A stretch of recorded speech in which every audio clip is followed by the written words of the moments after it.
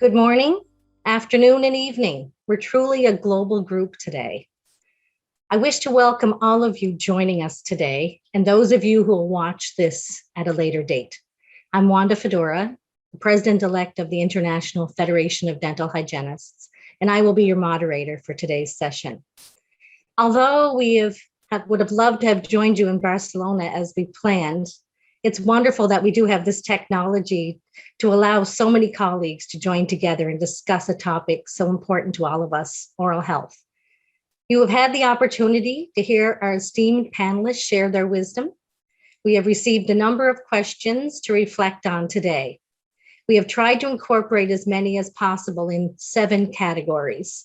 So following these and allowing for time, we will look at more specific questions that were submitted. I now have the pleasure to introduce the President of the International Federation of Dental Hygienists, Ms. Corey Youngblood. Good morning in the United States and Canada. Good evening in Europe. Good afternoon in Europe and good evening in Middle East, Asia, Australia and New Zealand. It is a great pleasure to welcome you all to the second part of the IFDH Global Oral Health Summit, broadcast live in 30 countries. We feel honored that representatives from so many of our international organizations have accepted our invitation to attend. And first of all, I would like to thank our speakers for your pre-recorded contributions and for being with us today.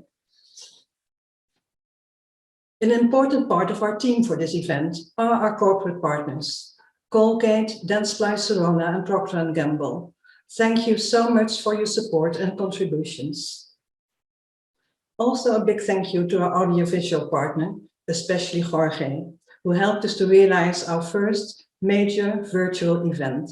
Thank you. And to Peter, our executive director, who kept us focused and guided us from concept to being here today. A big thank you for you, Peter, as well. Well, after having listened to all your presentation videos, I noticed many similarities. We are all disturbed by the number of oral diseases, along with the fact that oral disease is the #1 disease worldwide. And we are all fully aware of this oral health burden and of the economic impact of the disease.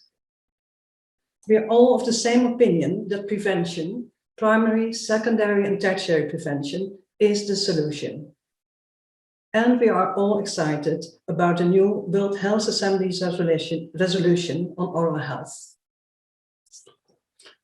Some of you even called it breaking news, a game changer, and a key moment in time.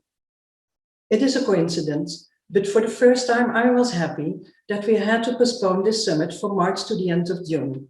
And so we have the opportunity to discuss the resolution.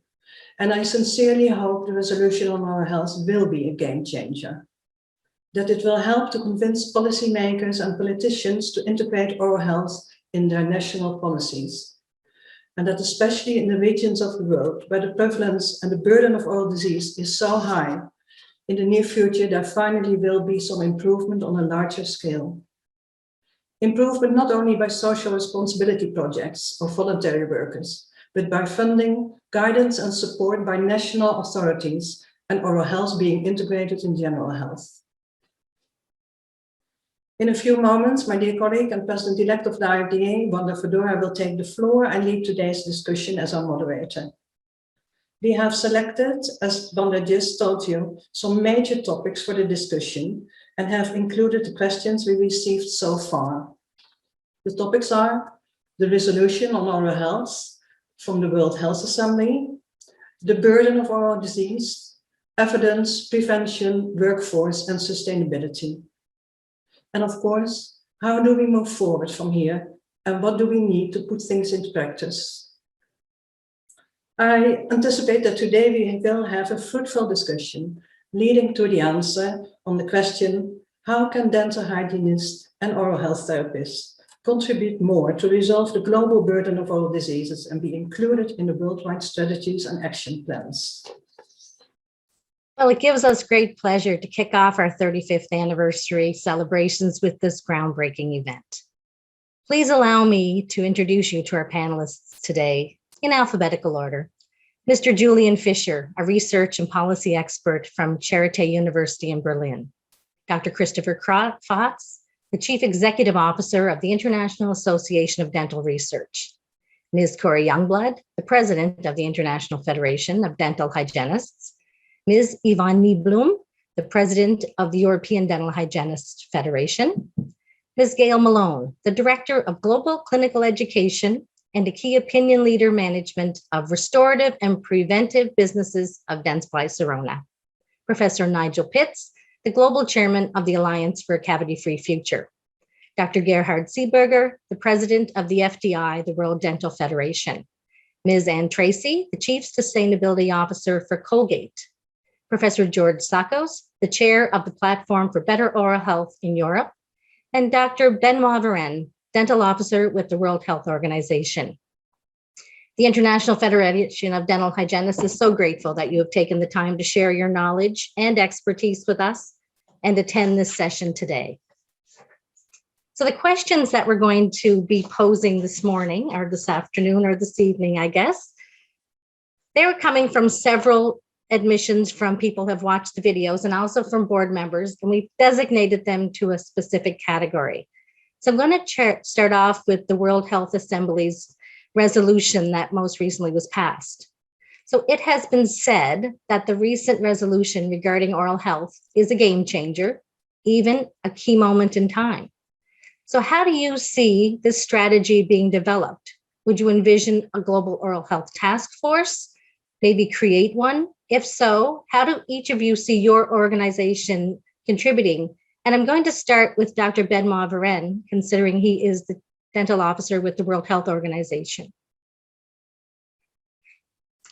Dr. Varenne. Thank you, Corey, and thank you for the invitation. It's a real pleasure to be here with all of you and colleagues and major stakeholders. So regarding the WHO resolution, it's true that I think all think that it's a real promising, opportunity, to improve oral health promotion and address the situation of people living with oral disease. So, of course, this resolution reinforces the WHO mandate, but I think it's so important to mention that above all, this resolution commit the member states, the non-state actors to action. So it's definitely time to action. So in terms of development and implementation, of course, WHO member state requested to DG WHO to develop a number of policy documents, and the first one is the global strategy. So of course, we will go through an inclusive approach in collaboration mainly with member states, because it's again the mandate on the resolution. And we will work, of course, on drafting the policy document, with an independent technical advisory group. Later in the process, also, all the stakeholders, non-state actors will be asked, to comment and to send input through a web-based consultation that will be organized in August, so in a bit more one month. So again, all non-state actors, all international organizations will be invited to comment the draft global strategy. So maybe I just want to end on that. Important to understand that we have two major steps. The first one will be the development of this policy document. And the second one, of course, would be the implementation, of action intervention in countries. So we'll stop there maybe. Thank you. Thank you very much, Dr. Varenne. We really appreciate that. And of course, we'll look forward to the development as it progresses. I'll ask now the president of the IFDH, Corey Youngblood, to comment as well on this question. Yes, I'd like to ask Dr. Varenne a question. So the resolution on oral health urges member states taking several recommendations into account and calls on member states to take several actions. And in what way do member states have the obligation to implement these recommendations and actions? And another question, maybe a little bit premature, will there be any funding or support involved for certain member states who can't afford these recommendations and actions? Yes, in terms, of course, of support, again, of course, the member states, the plan is to develop the policies and to get the adoption by the Executive Board and World Health Assembly later, beginning of 2022, regarding the global health strategy. So now, of course, as we have this quite strong pressure, on mandate coming from the member states, we are now organizing at internal level, through HQ and regional offices, a number of working groups with colleagues, and we are also looking for some member states who could provide, support funding to support, all these work streams. So it's a quite a lot of work for sure, and we are for sure, also looking for a strong collaboration with partners and with all the organizations, that are today, attending this meeting. Thank you. Thank you, Dr. Ferran. Yeah, that's wonderful news. And I thought maybe we could also ask Professor Nigel Pitts if he'd like to join us in this discussion, as the Alliance for a Cavity-Free Future also looks to a global approach to prevent decay and oral disease. Thank you very much. Absolutely. We look forward to engaging and collaborating as the agenda unfolds. And it's very helpful that Dr. Ferran has laid out in his presentation and also just now the formal framework. And ACFF is looking forward to being able to contribute in whatever way it can. We have a Making Cavities History task force, which has been working over the last months, coming up with particular policies, particular recommendations, and those are in many ways compatible with the resolution. But we also have a global expert panel who I'm sure will want to engage and assist. And at the country level, at the member states level, we have 28 chapters in 40 countries, and many of those chapters work with ministries. And I think we have to look to the implementation as well as the strategies to actually put some of the groundwork in place to make things happen at a country level. And we very much look forward to participating in each of those different levels as we can.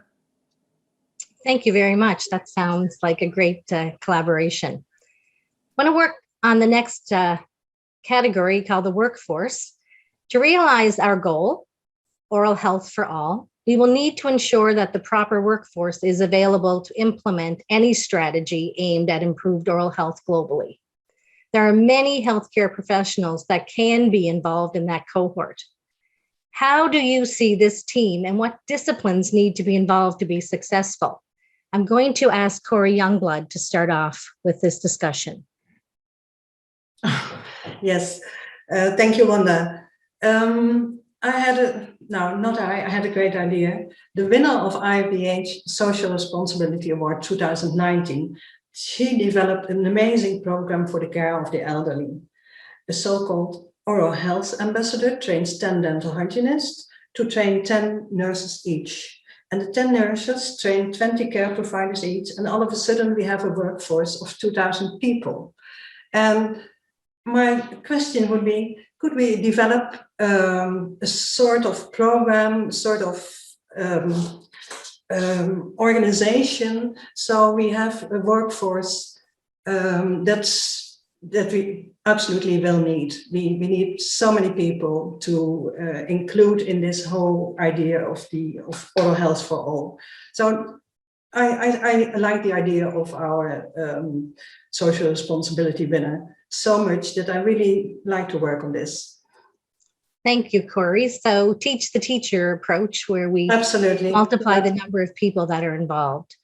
And I'm going to ask Dr. Seeberger as well, if he wouldn't mind joining in from the World Dental Federation. And Dr. Seeberger as well, how do you see this team developing, and what disciplines would you like to see involved? Well, I have pointed it out in my video that actually we need to have the dental hygienist on board. And, you know, we have also a history in FDI where we tried to integrate this oral health professional into the team as a supporting member of the FDI World Dental Federation. Unfortunately, it did not work out. And my recommendation to you here now would be, don't give up. That's my first advice that I can give to you, and it's a very friendly advice.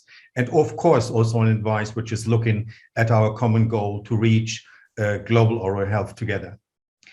You have seen in my presentation also that I'm including also non-physician healthcare providers, besides all the medical specialists. When most of us were young, hardly there was another medical specialist not looking into their mouth in order to understand what they were looking after. And we cannot win the game without them. But I said also non-physician healthcare providers, community healthcare workers, nurses, and other allied professionals. What I would like to do, and I was encouraged from my members in my council and in my executive committee to focus on that. And I can tell you already, this will be also a topic that I have brought forward, not only to the science committee of the FDI, but also to the Council of the FDI World Dental Federation.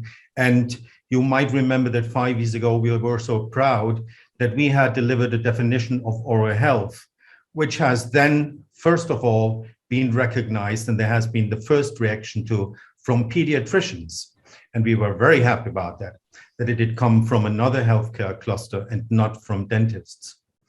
I would encourage, and of course, at this point, I'm looking also to my colleague and friend, Christopher Fox, the CEO of IADR. What about defining together, Chris, the definition of oral health professional?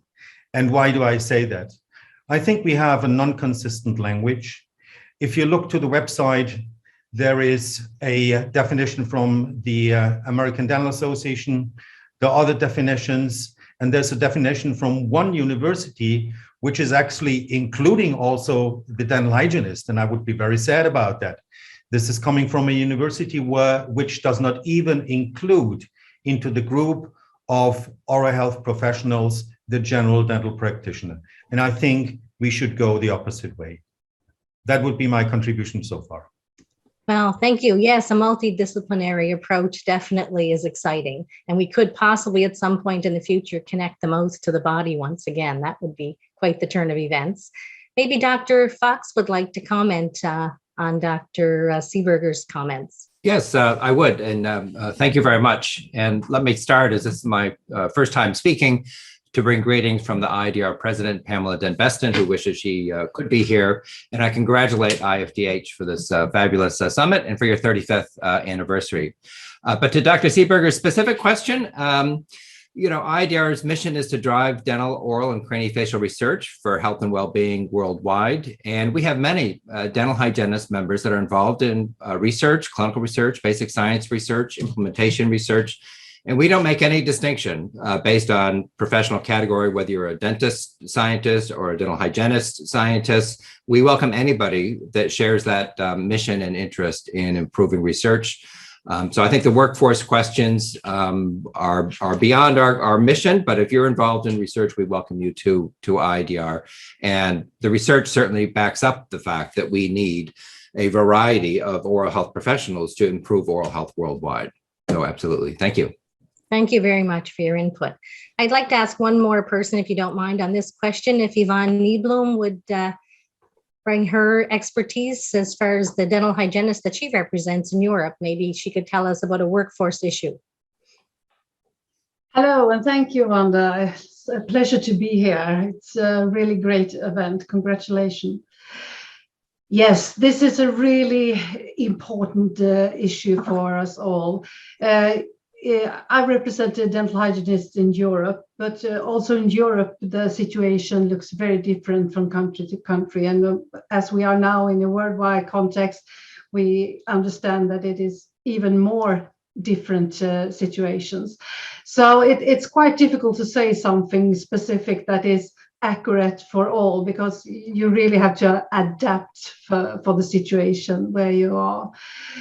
It was really, really good to hear Gerard here speaking about how we shall be more clear and inclusive when we talk about the oral health professionals. I really appreciate that. In Europe, we have not actually come far in many countries. We feel like an integrated part of the dental team, but it looks very, very different. And as dental hygienist, I see, apart from the dental team, the collaboration with other healthcare professionals, dietitians, midwives, and we were talking about teaching the teachers and so on. So there is a range of possibility. And when we talk about working the outbounded activities, I think dental hygienists have a huge and growing role.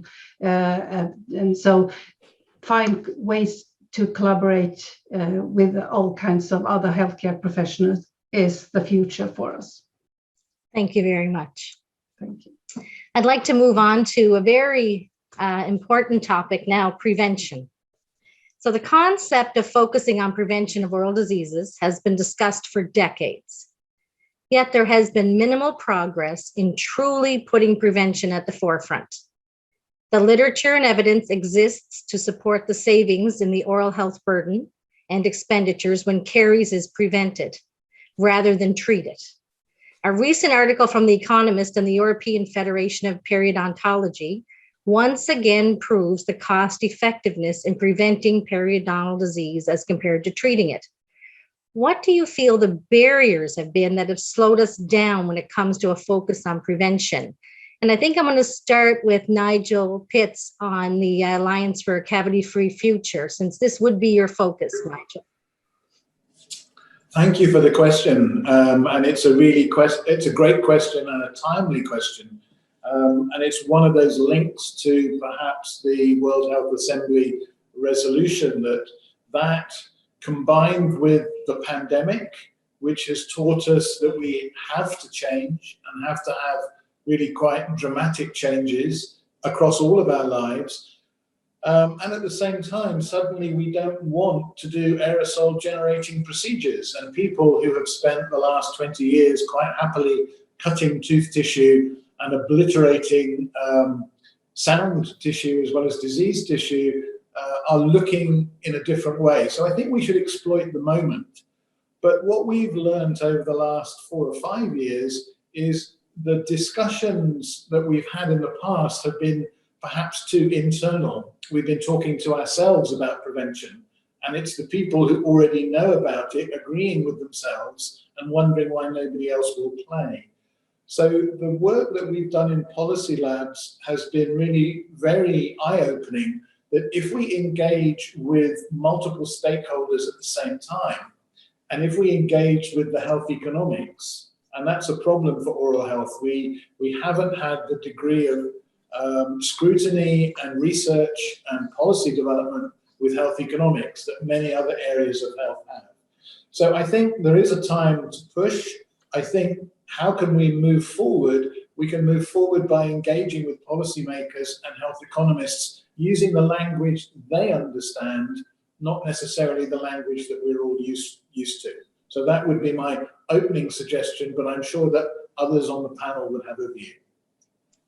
Actually, I find that quite interesting. I'm glad. I like the way you look at that, because it's right. We do speak to ourselves an awful lot, don't we? And we already understand each other. So actually, another person on the panel that would be very involved in prevention would be Professor George Sakos. And I was wondering, George, if you wouldn't mind giving us your thoughts on this. No, I wouldn't mind at all. I would actually very much welcome it. And as I speak now for the first time, I want to say thank you very much for organizing that event and the recorded lectures. If you asked me whether that would have worked 1 year ago, I would say no way. I think it actually does. And it's a good way to move in challenging times. But to come back to the question about prevention and why we have known for years that prevention is better than cure. It's not an oral health theme. That's what, you know, for everything you can think of in the health field. And it's not just oral health that hasn't been implemented properly. But one has to, and there are reasons for that, but one has to think also at the timeline we're facing and the changes. We have demographic transitions, we have epidemiological transitions in oral health that would make it simply impossible and unaffordable to treat away oral diseases for the generations, of our generations and the ones that come forward, that they will have a good number of natural teeth in the mouth for very, very many years in their lifetime. So just to assume that prevention is something a la carte, an option, is not something that will work for the future. It's a necessity. And I think we realize, and I want to stay from the first point when we talk about the World Health Assembly resolution. It is a moment in a lifetime, really, because the issues are there. It's not that it's coming something really fundamentally new. It's just a realization that oral health is a major NCD that we can work to prevent it together with a wider health community. We have the common risk factor approach, which is a major weapon in our hands. We have the same usual suspects to deal with as the wider non-communicable diseases. And we have been, I mean, let's think about it, the broader public health agenda, and think how good the oral health professionals have been into working on the evidence. Think, for example, and that's health promotion wider rather than prevention, think how much of the evidence the oral health community provided for the sugar question that led to the WHO recommendations a few years back. It was 2 WHO systematic reviews that were commissioned. One was on sugar and caries that provided really strong evidence, even more sometimes than sugar and obesity. So the oral health community has played a massive role in setting up what needs to be prevented and how health promotion can work. And somehow we stay a bit shy when we come to implement those things. And my contribution to that debate would be, it's a call for us not to just provide the evidence. That's essential. Evidence needs to research, evidence needs to direct our policies, but we also have a role in advocacy to implement those policies. And I think that's, you know, you see it in everyday action. Only yesterday or the day before yesterday in the UK, where I'm based, there was the new policy is about a ban on advertisement of junk food until 9 o'clock in the evening because it will tackle childhood obesity. It would also help with caries. Yeah. Yes, we have exactly. a wider role outside of our oral health community that goes into prevention and health promotion. Thank you very much. And I will say, as a dental hygienist who works in long-term care, treating the infirm, prevention is my key. That is my passion, my life with the long-term care, and especially with my dementia patients, because further treatment beyond prevention is very difficult with that group of people. So prevention is the key. It's the key to so many things. And because as dental hygienists, it is our focus a lot of the time, I would ask Yvonne Nieblum if she wouldn't mind making a couple of comments as well on this. Yes, thank you. First, I'd like to comment. A couple of years ago, there were a study conducted here in Sweden where people from healthcare, medicine, and oral health care, how we looked upon collaboration. And it was very clear that the healthcare professionals were much more, maybe not negative, but they were the oral healthcare workforce was very much more interested in collaboration. And we saw that we have so much to contribute with to healthcare. So that is a challenge to really get into those environments where we strongly see that we can make a difference. as you are mentioning here, among elderly and disabled and so on. But there are a range of opportunities to work with in hospitals and stroke care and respiratory and so on. So the diabetes, tobacco, and so on. We have a huge possibility to work with this. A challenge is also in many countries, and now may be provocative, but in some country we see that there are too many dentists. We need some kind of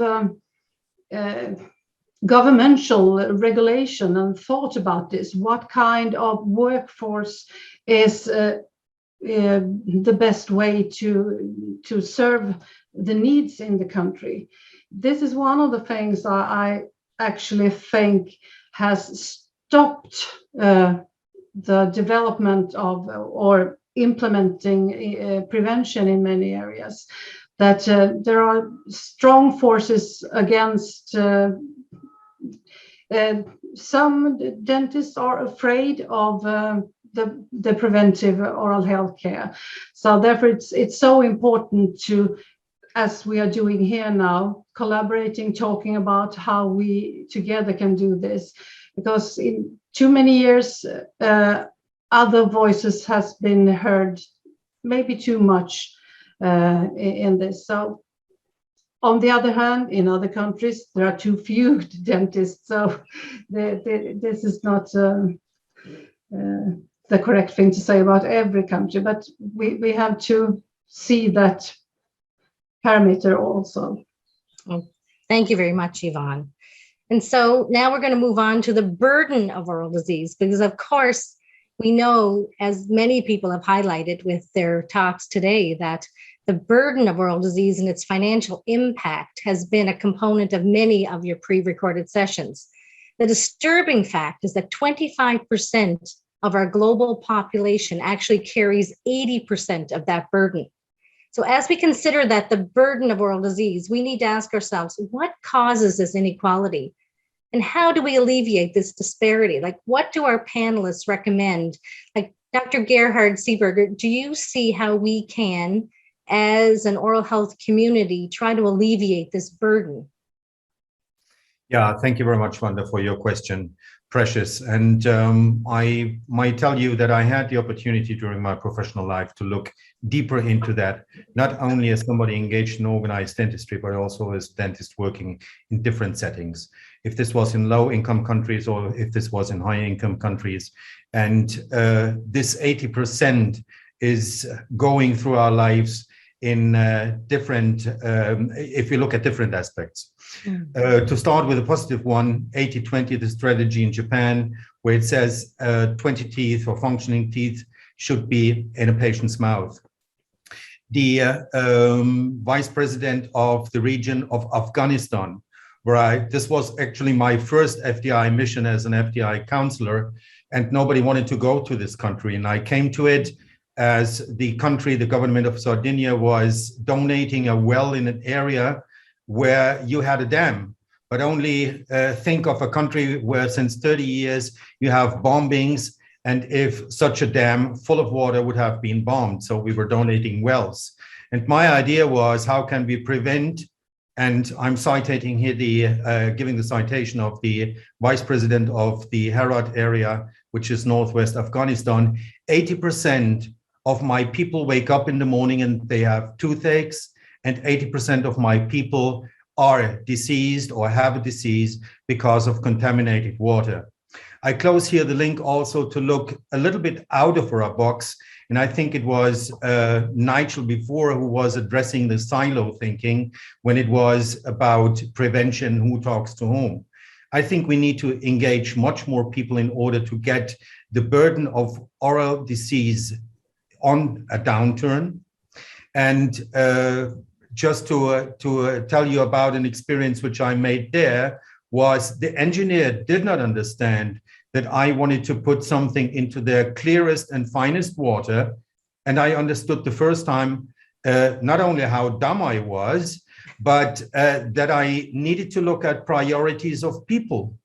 And if we want to deliver oral health, first of all, maybe together with engineers, and sorry if I'm a little bit lengthy now, we deliver first of all what we need for delivery of oral health. This is safe water and sanitation. And it makes part also of the 2030 agenda in SDG 6, Sustainable Development Goal 6. So another example is in a country where I was speaking to the Minister of Health and I was asking, well, why is the NCD rate in your country raising? Is it due to the fact that the sugar plants are raising in number? And she said, no, people are earning more and they're getting more lazy. And then I stood in front of a school and I saw people selling to and doing the opposite of what George said before, the decision now by British government not to offer to the weakest in our society because they do not understand sugar loaded beverages and food. So I think we need to have the courage, and I'm looking into some eyes here specifically, to address the real damager behind the screen. And I can understand governments in India and Mozambique and other countries, Brazil, where people, if they would go against a certain kind of industry, would say, well, but with this industry, my people earn their daily living. This is right. You're looking after your work, but please look also after your health. And I think in this literacy engagement that all of us need to be engaged in, we can do a lot. Thank you. And as actually someone who does mission work in Central and South America, I've witnessed this many times, that a community doesn't only need a dental hygienist to help them learn to clean their teeth, they also need clean drinking water and a lot of other things as well. So I share your views. And you're right. And I thought somebody else was very much interested in this topic is Julian Fisher. And Julian, maybe you could weigh in on this with us. And first of all, in common with everyone else, I'd really like to thank everyone, Wanda and yourself and all the audience for the opportunity to present here. So picking up on Gerhard's point there, that many communities, particularly the disadvantaged communities, have many more bigger problems than perhaps oral health problems. So this is where the social determinants come in, and just reflecting back on the workforce discussion, the United Nations Commission on Health, Employment and Economic Growth really set out a vision that they want health workforces to look at these social determinants. So exactly as Gerhard and you've just been saying, that we should be looking at a bigger picture. And I think one of the things that I'm finding with the Global Oral Health module I'm rolling out at the moment is that dental students are suddenly realizing that if you look at the Sustainable Development Goals, if you look at problems, it's actually oral health has many more connections than many people realize. And I think that is probably one of the benefits of going in through the social determinants, is that you can engage with people. You can, as I think Nigel was saying, you can reach out to people, start talking about their everyday problems, and then it's usually very easy to find a connection to oral health. And then we can start tackling the global burden of disease, but in a more holistic and comprehensive way. So I think the social determinants are, as I said in my presentation, an extremely useful and unique element for dental hygienists and the oral health professionals to go in, because it connects so well with the oral cavity. And as you were saying, Wanda, putting the mouth back into the body, but also connecting with the bigger issues that many people or many communities have got. So I think for us, it connects, if you like, the oral cavity, the oral biome, looking at new ways of understanding oral disease, not just looking at caries and hard tissue, but looking at the oral biome, because that relates to food systems. So I think I would agree that we need on the resolution provides for that, a much more comprehensive approach to tackling the global burden of disease, going in through the social determinants and bigger issues. So thank you very much. Well, yes, thank you. It is a big picture, isn't it? Multifaceted. There's many areas that we have to include. We can't work in silos at all. I think we have to open it up, and we have to have a little paradigm shift here, and we have to start working together as professionals, which then moves us right into evidence. So if Dr. Christopher Fox, if you want to ask you a question first. Well, the body of evidence in oral health research that exists is vast and undisputed. So where do we need to go now, do you think, to influence governments and policymakers to support improved oral health? What more evidence do you think we might need to realize our goal of improving oral health, Dr. Fox? Yeah, thank you, Wanda, for that question. And as I described in my presentation, we have 3.5 billion people with untreated oral diseases. And it is often said, almost as a throwaway line, that oral diseases are preventable. We know how to prevent diseases. Well, I have 3.5 billion people that would beg to differ with that, with untreated disease. So something is not getting through.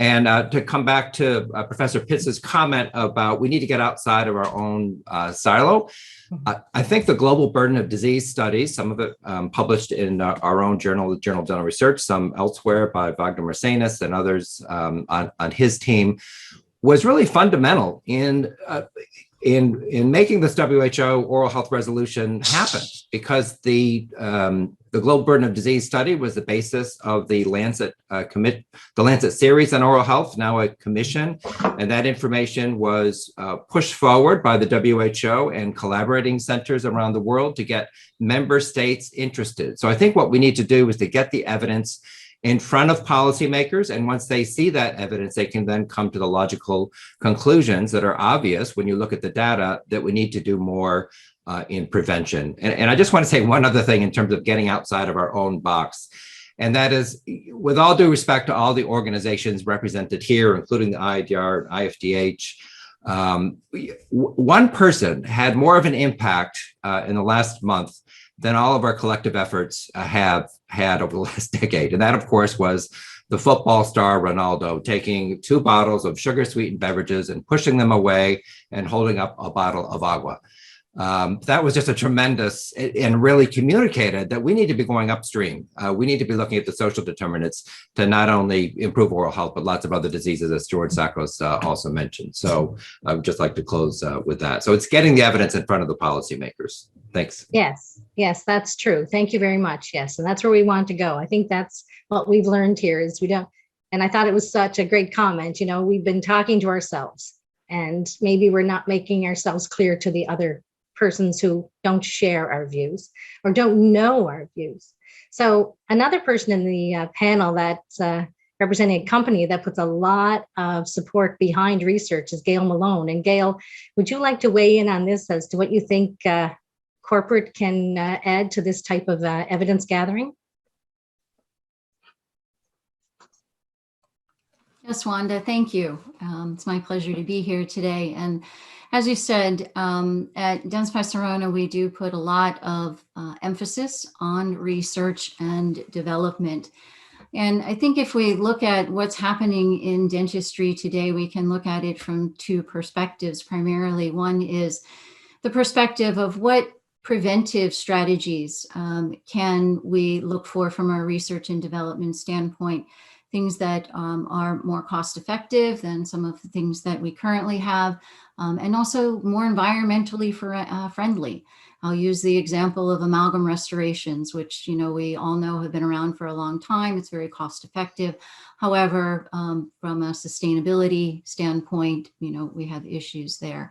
I think also when we look at research, we need to look at where dentistry is going through innovation, whether it's artificial intelligence, whether we're looking at things like what's in the digital space and how, you know, we've all changed from just an example of analog radiographs to now using digital technology, and the opportunities that we have in that regard to bring that information and that evidence out, not only to ourselves, but also to inform our patients. Patients are now much more aware as consumers as what the options are and what's available to them.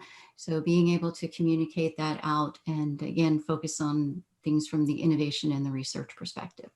So that would be Yes, thank you very much. And of course, we do realize that as much as we have great ideas and we have lots of knowledge and great scope with our patients, we definitely need you behind us with your great engineers and creative minds creating what we need for the future, for sure. And I just ask one more person to come in on evidence, Professor George Sakos. Maybe, George, you might be able to give a little idea based on what you had said in your presentation. What kind of other evidence do you think we might need to reach our goal of improved oral health?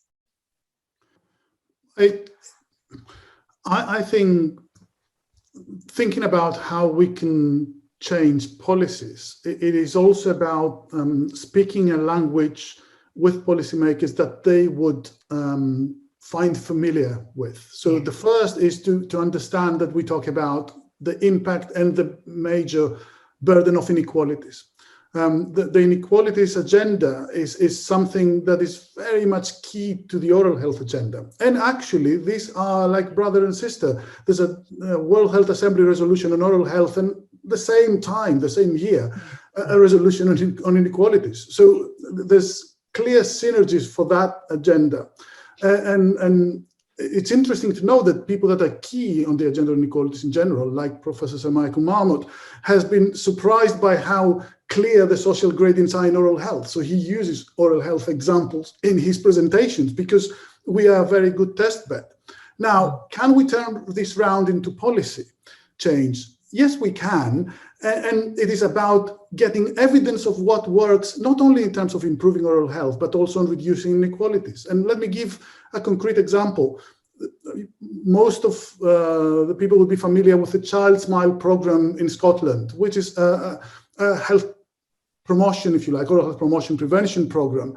And it has started sort of as a very, if you like, benign program that's easy to implement. And then there was evidence that, oh, it's not just about oral health, it also reduces inequalities. And suddenly it goes up on the radar. But it needs the evidence behind it. It needs the research behind it.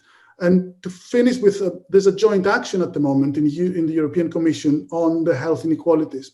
And one, I hope, conclusion from this will be to call for a health inequality impact assessment in all policies. Now, once we have that in, then we've done our bit, I think. We've gone beyond our silos that everyone says, and we all agree. And we've put oral health indirectly, in a very subtle way, in the agenda of policy making. So it is about evidence.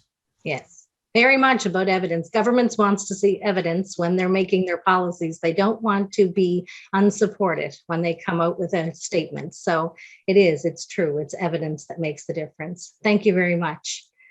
Now, I don't know if it's a new topic, but it's definitely a topic that's hitting the agenda quite often now, is sustainability. And I know there's a few people on our panel that are quite passionate about this and I've even been asked by some of the questions, well, how does sustainability affect oral health, or what is the relationship with oral health? So the future is ours and we must protect it. So as we look at this topic, the links to our profession may not seem obvious, but the FDI, along with corporate sponsors, including Dentsply and Colgate, have recently partnered to address this issue. And Mr. Julian Fisher is quite passionate about this responsibility as healthcare professionals. So let us allow these colleagues to share their thoughts on this topic. Julian? Thanks very much, Fonda. Yes, very passionate about this this topic. And I think for me, the sustainability, as you rightly say, at the first glance may seem a little bit distant, but George made a very nice point there. Having a common language will allow us to engage with governments. We're talking the same language. We position the evidence for oral health around inequalities into the Sustainable Development Agenda. So we're at the table. And as Chris said, it helps with a health in all policies approach. So governments can understand, because they understand where we relate to sustainability, and also for society. You know, people are very much more engaged and aware about sustainability. So if we start talking about sustainability, we're engaging, as many of us have been talking about, things that are passionate, not just to me, but to many people. And one of the key things about the WHO resolution is it puts the Sustainable Development Agenda right at the top and starts to position oral health in this larger agenda. And as I was saying, one of the things that I'm finding with the students is once we start going through the 17 Sustainable Development Goals and looking at the targets, it is incredible the number of places that oral health relates. And I think we are constraining ourselves often. And if we look at all the targets, the 160 odd targets, we will start understanding that we are in food systems, we're in water, as Gerhard said, we're in consumption, NOMA, we're in poverty, we're in hunger. And I think that this is a wonderful opportunity that the WHO resolution is, is made for us. And just picking up on the point that you made there, and I have the same experience when I'm teaching students, well, this seems all a bit kind of a long way away from molar endo or, periodontal disease. But prevention is not only preventing disease, but it's also looking after the planet. And I think when we're looking at environmentally, friendly dentistry, we need to start looking at, well, not only green dentistry, what the products and services we do, but what resources, planetary resources, do we draw upon for dentistry? And Gerhard mentioned water. If we don't have any water, like South Africa, Zero Water Day, we're going to be in trouble, and we have a responsibility to engage. So I do think, as we've seen with the COVID pandemic, that climate change is going to affect everyone, including dentistry. And we've got a big event coming up in November in the COP26 Climate Change Summit, where we're going to start outlining where does oral health fit into climate change and these bigger issues around sustainability. And I think people will be very surprised when we start delving into it, just how many interrelationships oral health has, and how we can really broaden our horizons and really, as Chris was saying, engage in policy areas that we would never have before imagined getting involved in. So I think the sustainability agenda, very difficult in a few moments to describe, I think is a wonderful opportunity for everyone to get involved in. So thank you very much. I can't wait to attend that conference. I think I'll be attending virtually, hopefully in November, but looking very forward to that to get a broader view of sustainability. But we also have our two corporate sponsors here are working with the FDI right now on sustainability. So I'd like to ask Ann Tracy if she would like to join us from Colgate and maybe mention their commitment to sustainability. Thank you so much, Wanda. And again, very pleased, as everybody else is, to be here participating this morning here. I'm in the morning time zone. So a little bit about Colgate and how we approach sustainability. And a lot of what the panelists have said already very much resonated with our strategy. I think sustainability means many things to many different people and organizations. For corporate, I think we are really truly embracing, the leaders are truly embracing now that it's not just about profit, but about people and the planet, as we've said, the triple bottom line. So when we set about to design, we've just rolled out our new 2025 strategy. We call it our sustainability and social impact strategy.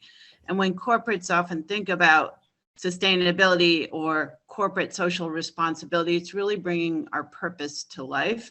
And we have to start by thinking about what is most relevant and material, for our business. And certainly being the world's leader of oral health in both toothpaste and toothbrushes, that is at the core of what we do. And I'm sure some of you are familiar with the Bright Smiles, Bright Futures program, and that really serves as the anchor, the foundation of the social elements of our program.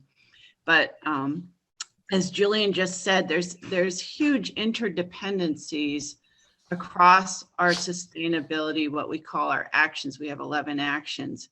So although BSBF, or Bright Smiles, Bright Futures, is foundational and critical for one of our actions, which we call helping young people in our communities thrive. And it all starts with driving oral health habits early in life, which ultimately benefits kids. And we particularly focus on underserved communities. We recognize the importance, the critical importance of just reducing absenteeism due to improved oral health and the social determinants of health that come from that.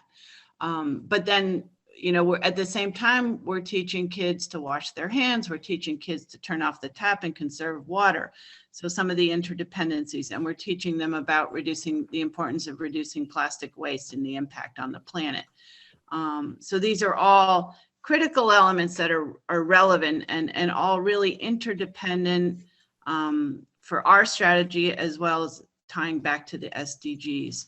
And I can't emphasize enough, one of our longstanding focus has been on, we call it turn off the tap or save water. And we continue to message that on every one of our tubes of toothpaste, cartons of toothpaste that we put out. We have messaging on there, the importance of conserving water.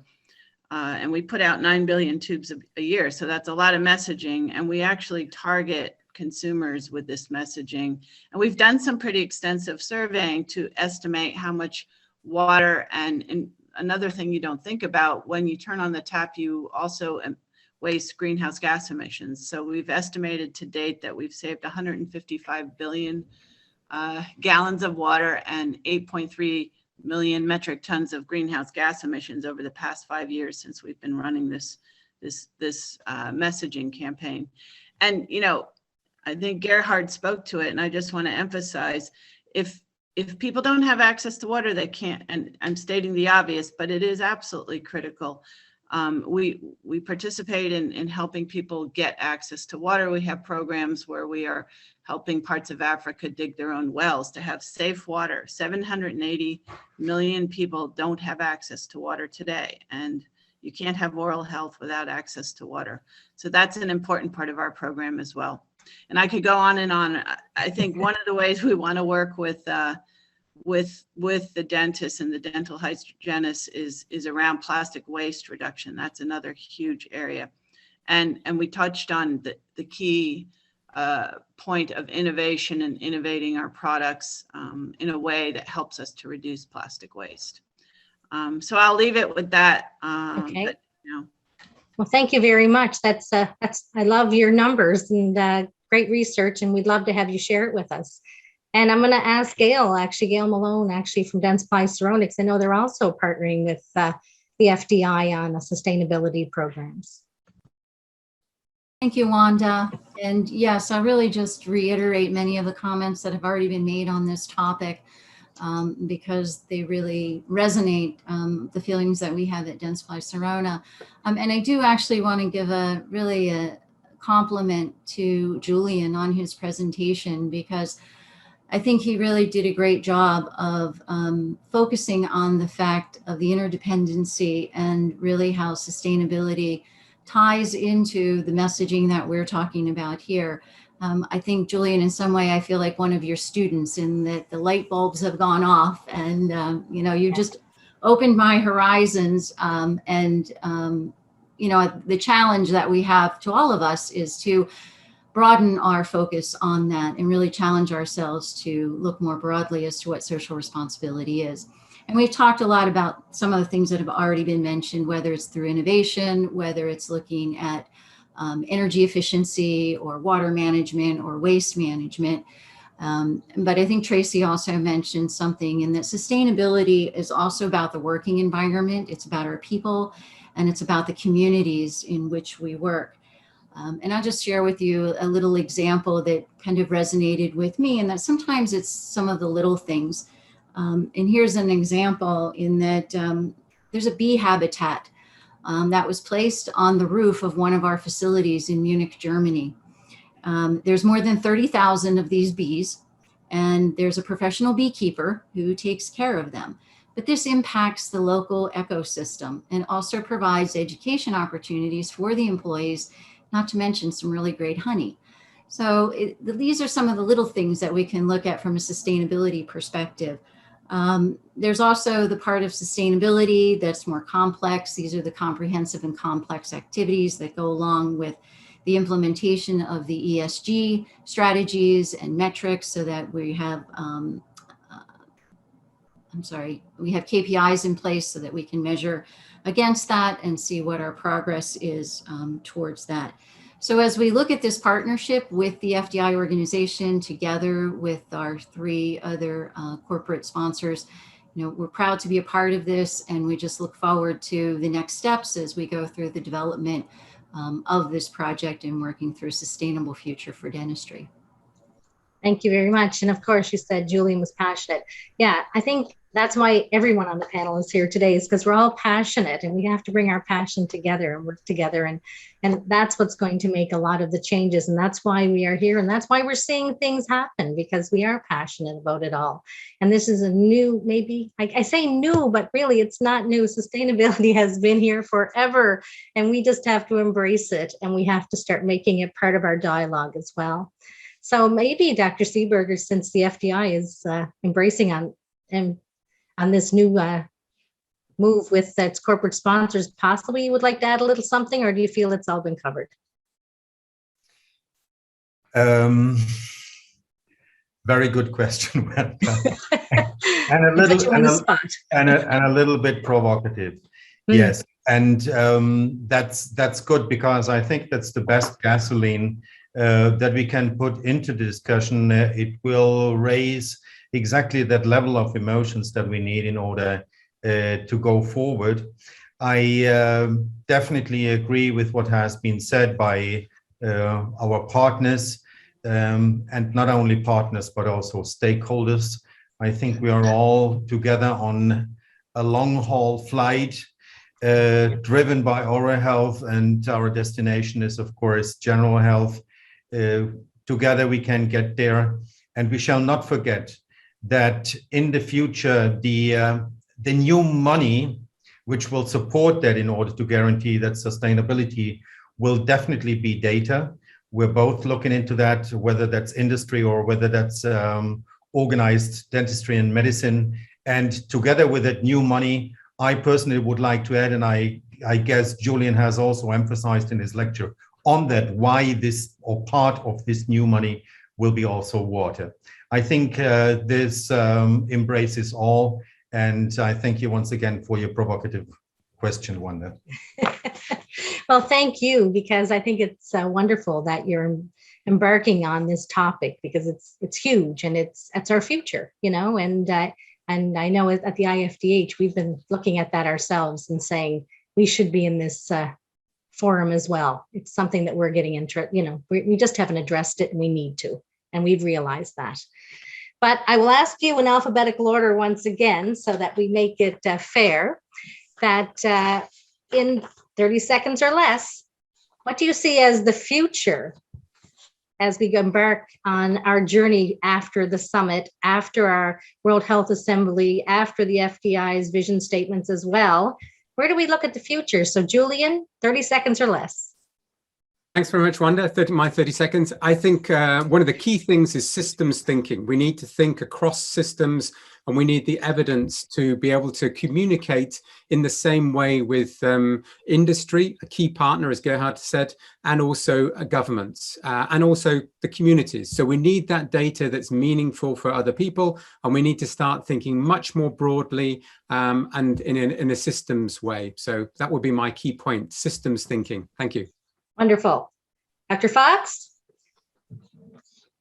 Yes, I will be as brief as possible, because there are some excellent questions that I saw Michaela O'Neill wants to answer. Yeah.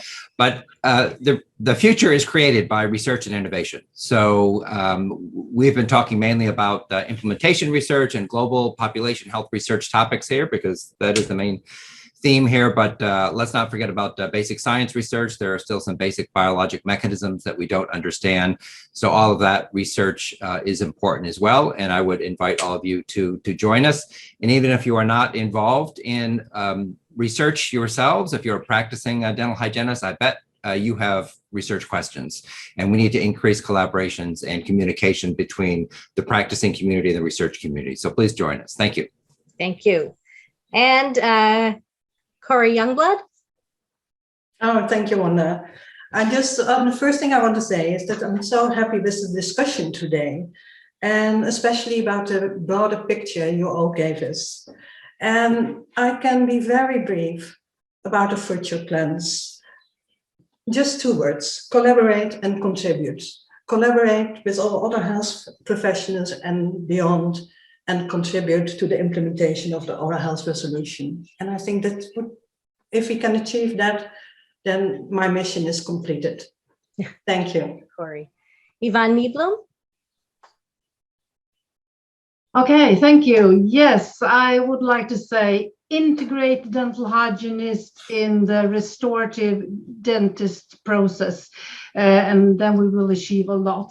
And then I would like to get back to the people who listen to us today, all the dental hygienists out there. Work together and be engaged, involved in your dental hygienist associations, and take try to be it's difficult when you should do things very fast, sorry. You should work with your dental hygienist association, and also with for example NCD networks and Red Cross, and maybe most of all at the coffee table at your workplace. Talk with your fellow colleagues and talk about what the dental hygienist can contribute with every day with every patient. So Gail Malone? Yes, collaboration, I think, is probably the key takeaway from what we're talking about here today. But from my perspective, the future is very bright for the dental hygienist. And I think by working together, especially interprofessionally, working across the spectrum of the other professions, so that we are focusing on not just oral health, but also general health. And I think the other thing that I would put out there is that we need to also talk about what our curriculums look like within our educational programs, so that we are bringing graduates out in whatever part of the world that have that focus on intraprofessional collaboration, being able to work together, so that we can start to prepare them really to be able to meet the workforce models that we're looking for in the future. Very good. And Professor Nigel Pitts? Thank you. To be brief, I think that the hygienist community is part of the wider health teams, and that we're all looking at a more collaborative, cooperative, preventive and team-based future, integrating oral health and health. And through that, we can build back better and fairer and greener, and from our standpoint, move towards a cavity-free future. Thank you. Very good. And Dr. Gerhard Seeberger? Thank you, Wanda. Well, very shortly, let's leave silo mentality behind, not people. Let's engage in education, which is inclusive, not exclusive. Let's engage also with the 15 richest people of this world, owning half of the world's GNI. And let us also gather today under one umbrella, which is respect for each and everybody participating today, and especially for those that we have gathered today, for people. And this will definitely lead to delivering optimal oral health for all. Thank you very much. And I already thanked at the beginning of my lecture, but I want to thank you explicitly also for the opportunity to speak to you today. And we do appreciate it. Thank you so much. And now I'll ask Ann Tracy, 30 seconds, Ann. Yeah, thanks. And I think almost every one of the panelists mentioned collaboration and working together. I guess what I would add is that with all the great access we have to data today and the need for evidence, that, you know, in collaboration with the work we're doing with FDI, that it's important that we collectively set KPIs and metrics. You manage what you measure, and I think that'll be important to have targets that we all collectively aim for together. Oh, thank you very much. That's great. And Professor Sakos? Thank you. Thank you very much. Difficult to find new words because we already, you said about the future is now for us. In the platform, we're all working together. We collaborate, the Learned Societies in Oral Health, the Chief Dental Officers, IFDH in Europe, Association of Dental Education, Public Health, we are working together. So that is happening, but I think it's important to use the momentum, to build on the momentum we have, to advocate and support the global oral health strategy, not just to exist, but also to be implemented. So implementation would be my key word, and also integration in the wider agenda, because that will bring health promotion, but also reduction of inequalities in health and oral health. And I'm very hopeful and also very thankful for having me part of this discussion, because I think it was an excellent opportunity to exchange views. And bringing us all together has been extremely fruitful. I think we've learned so much from each other, and look forward to the future of working together again for sure. Now I'll ask Dr. Benoit Verenne from the World Health Organization. Dr. Verenne, what do you see of the future? Yeah, thank you. So my key word would be kind of invitation, invitation to work together, of course, but to work together, at country level, because this resolution is not a WHO resolution. It's really a resolution adopted by 194 countries. So the dream will be that in every countries, your organization, the members of your organization will bring this resolution and plan a meeting with the Ministry of Health and just start working on how to make this a reality and how to ensure that by 2030, every people, will have access to basic oral health care, without any financial hardship. I think it would be great, and it's really, yes, we have to keep the momentum and with concrete things. Thank you so much. Thank you so much. Well, we've had a remarkable interactive discussion today, I really feel. We know that improving oral health globally is a challenge, but the good news is that we have the team that can make the difference.